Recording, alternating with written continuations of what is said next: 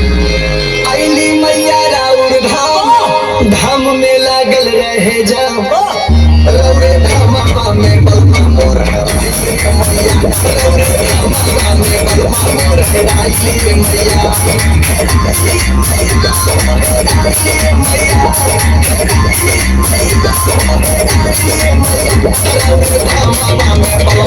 मैया रौरे धामा में बलमा मोर आईली मैया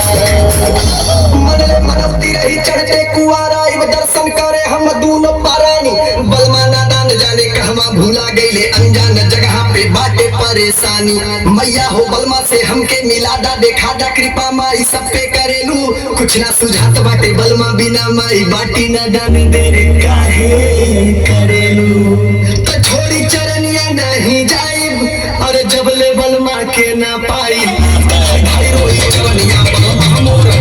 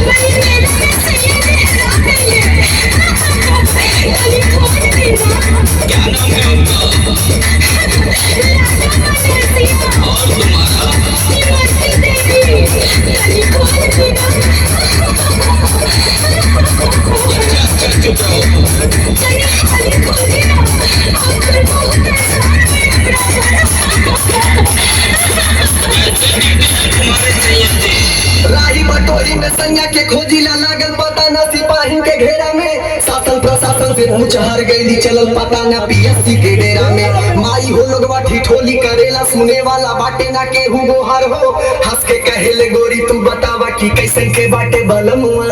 तोहार हो